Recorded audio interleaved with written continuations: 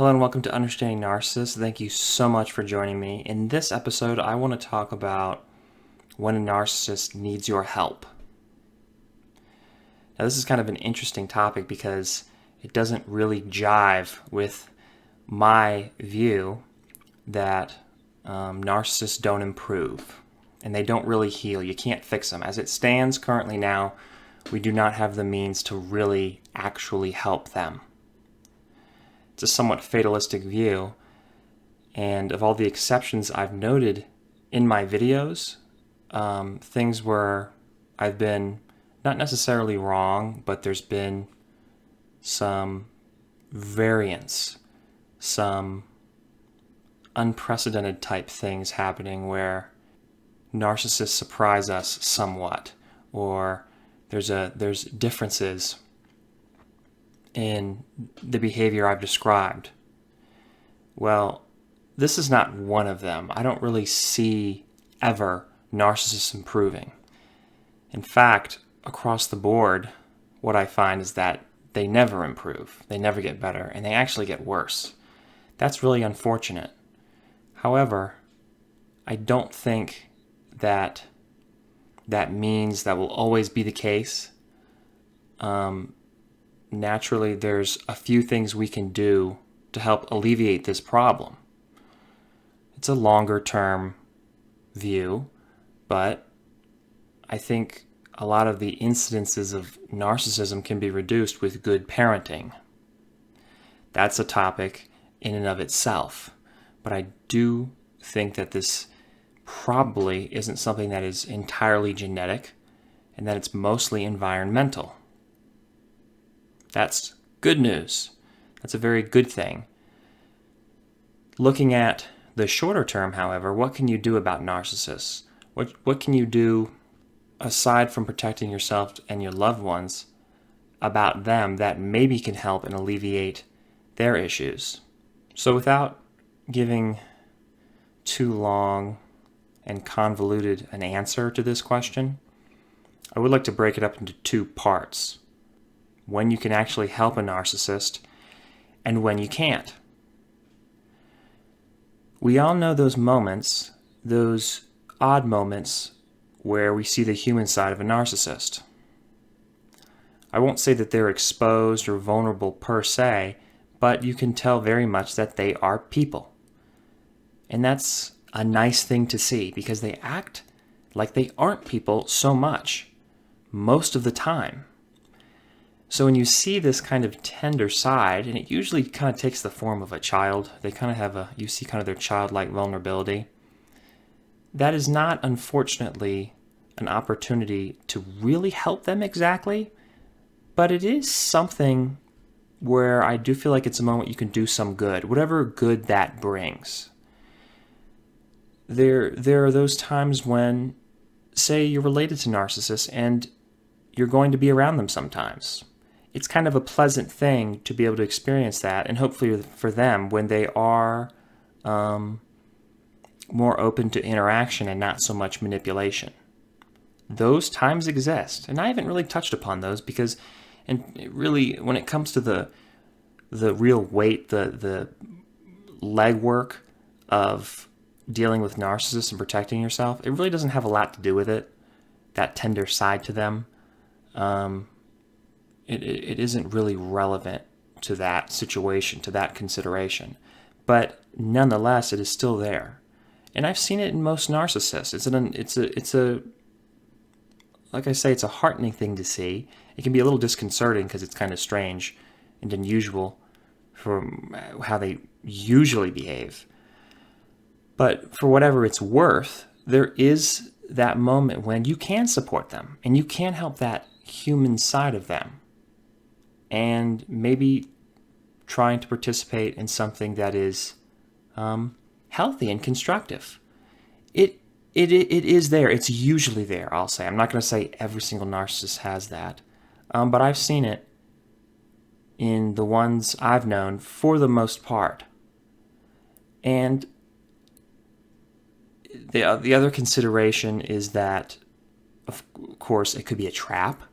There can be those times when they're doing things just to get your attention, but I find those to be more obvious, more discernible. You can figure those out, I think, most of the time when you understand the things I talk about in these videos, the core principles and everything.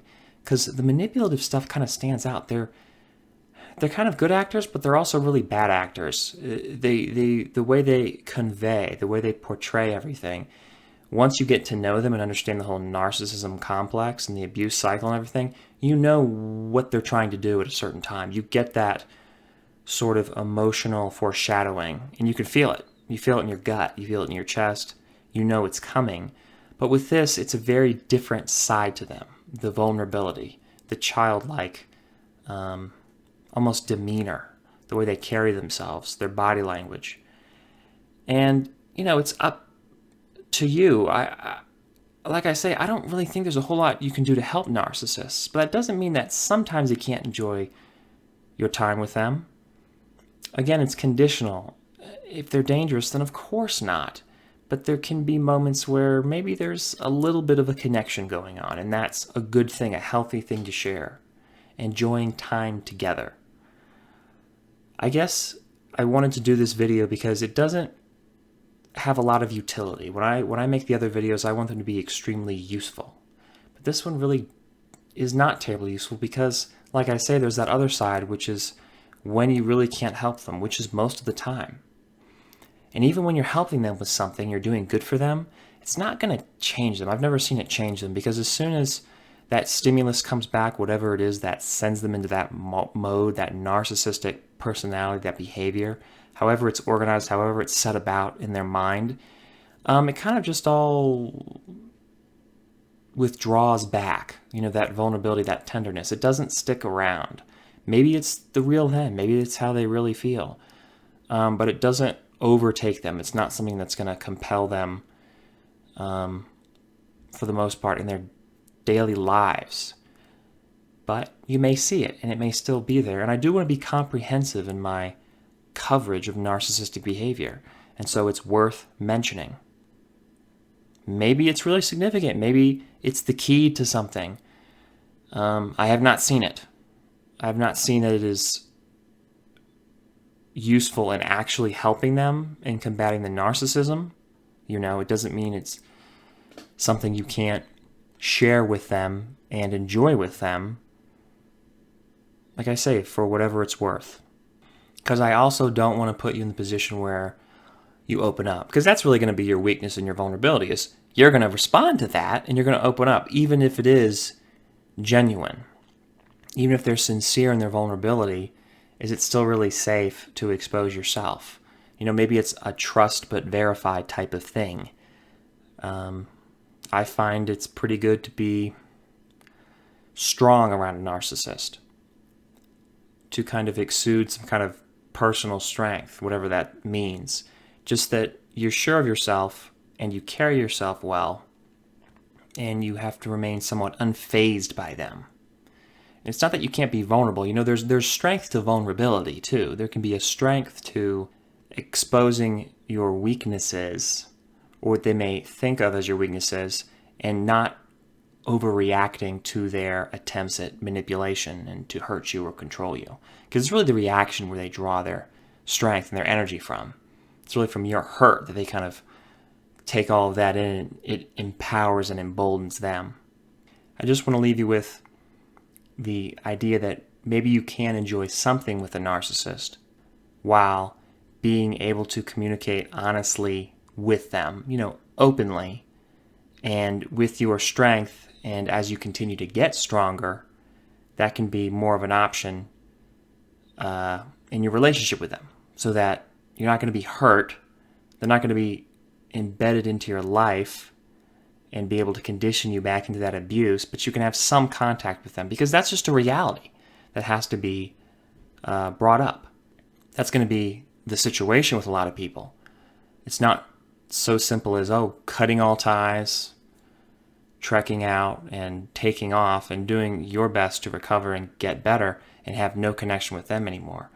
That's not realistic for a lot of people, because sometimes they're your children's parent.